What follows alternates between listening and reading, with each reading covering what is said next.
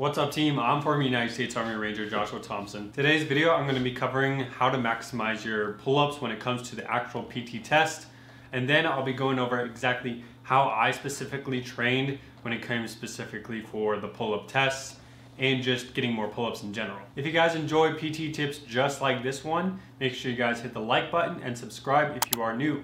Let's get into it. Pull-ups or chin-ups, basically chin-ups, is the standard that you have to do for RASP, Ranger School, and even Airborne School. The reason why it's important to meet the standard of pull-ups or hold a chin-up in Airborne's case is because you need to hold and be able to pull down on your risers so that you can influence your parachute on the descent. But in the case of Ranger Regiment, it's more than that. You'll need the upper body strength to do fast roping, to do climbing rope in full kit, as well as possibly casevacing someone off a steep slope off of a mountain face, or other schema movement and maneuver tasks. And since the standard is 6 pull-ups or chin-ups, my rule of thumb is I like to be at least 10 reps above the standard. That way I can comfortably pass. I'm sure you guys think the same way. When it comes to taking the actual test, here are some of the key tips that I use when I specifically conduct the test. The first being that when you're taking the test, your grader is going to stand basically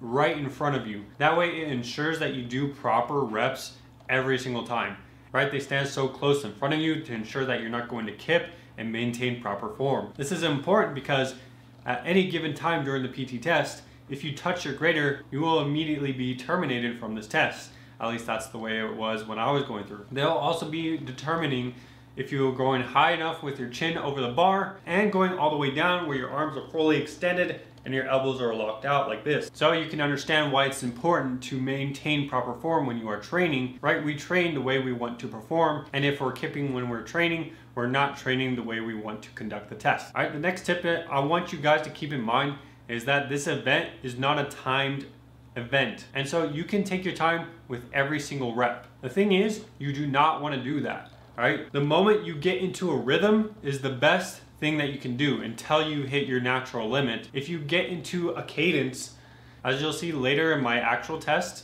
you'll see that when I'm conducting the test, I'm not just stiff arming it where I'm just being perfect every single time. As long as I'm not touching the grader, and as long as my chin's above the bar and my arms are fully locked out, it does not matter if there's a little momentum. You'll find that it's a lot easier to perform another rep because you've created at least a little momentum. It's a slight kip, but you're not kipping to the point where you'll be terminated from the test. So I recommend that you maintain a pace that you can continuously bust out reps. That way you can maximize your score. All right, the last tip I have is probably the most important tip. I see guys a lot of the time on their descent of the pull-up, they still maintain tension on their way down, and because they're maintaining tension, they're losing out on a lot of potential reps on the back end because they're just burning themselves out when they could have just let gravity do the work. Right? Controlling the descent is only going to hurt you guys. So what I suggest is when you're on your descent, just let gravity do the work. It might feel a little awkward because it feels like your arms are being pulled out of your socket, but I promise you, it's going to help you with the actual test. Earlier today, I conducted the pull-up test. Here are my thoughts in the moment after I conducted the test based on the tips that I provided to you guys.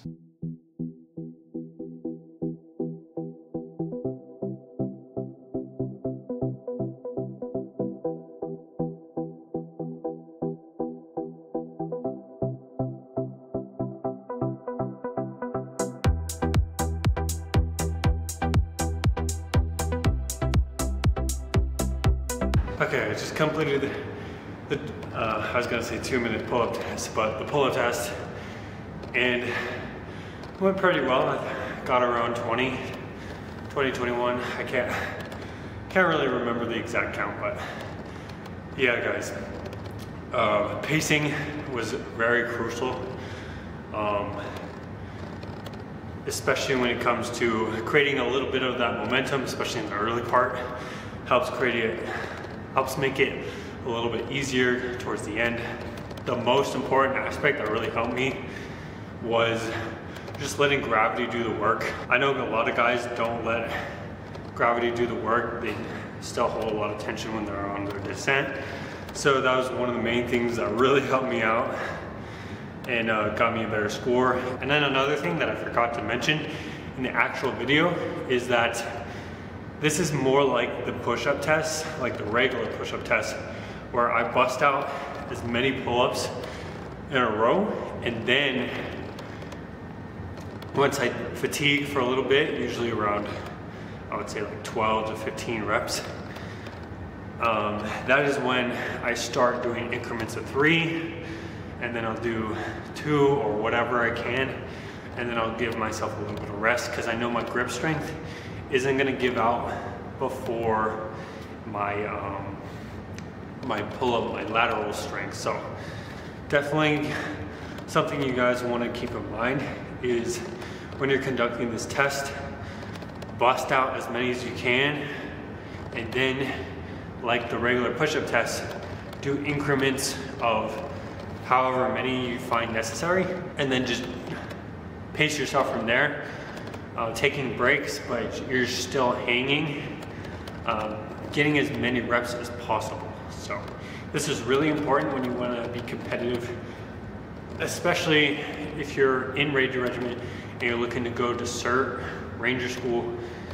Being competitive in Ranger Battalion will get you there faster and fast track your career a lot quicker. So those are my thoughts in the moment, but tips will only get you so far. You might be wondering, how do I actually bolster my numbers through training? Well, with any training, you want to get the most out of your workouts. The best way to get the most out of your workout is to have great sleep and nutrition. And on top of that, you want to have great supplements as well. That way you get the most out of every single workout. For me personally, I took creatine when I was going through RASP, and to this day, it's continuously supported my performance and recovery. Right now, I'm taking these. They're called Tasty Gains.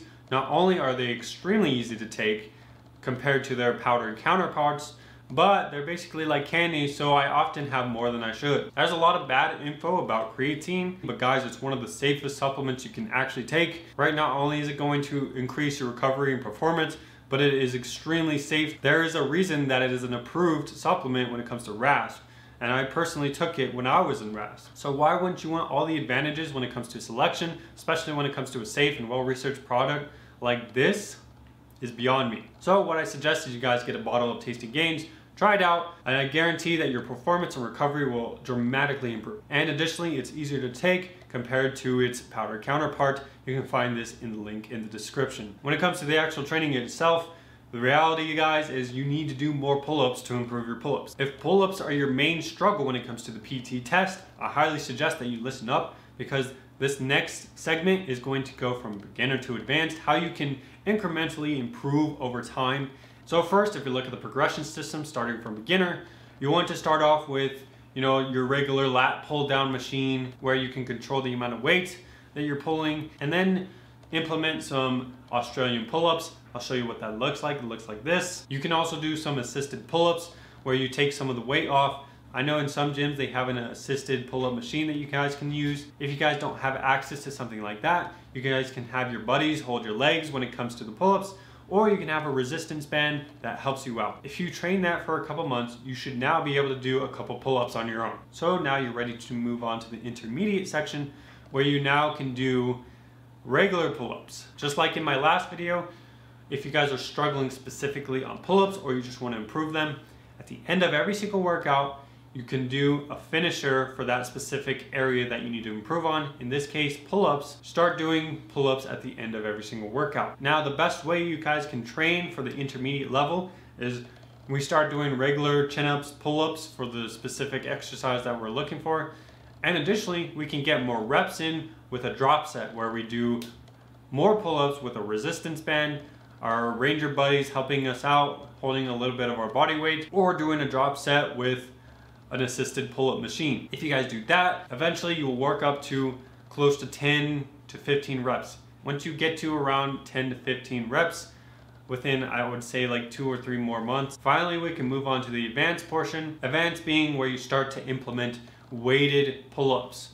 You start to add more weight than just your body weight and do pull-ups. Again, even with weighted pull-ups, what I personally like to do is do a drop set where I do weighted pull-ups for a set of 5 to 10, and then I drop set, do my body weight, and then I'd do 5 to 10.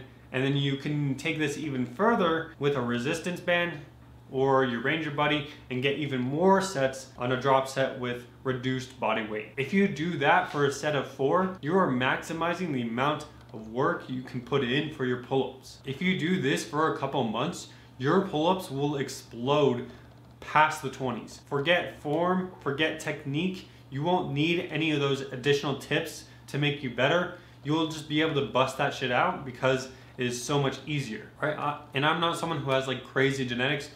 I can do this, anyone can do this. It's just most people don't implement the amount of work and effort it takes to actually get to these numbers. That's gonna do it, guys. That's everything I know on how you should conduct the PT test and how to improve on pull-ups. If you guys like what you heard, share it with your Ranger buddy. If you guys thought I missed anything or would like to share your thoughts, comment down in the comment section. Thank you guys for watching, and I'll see you guys in the next one.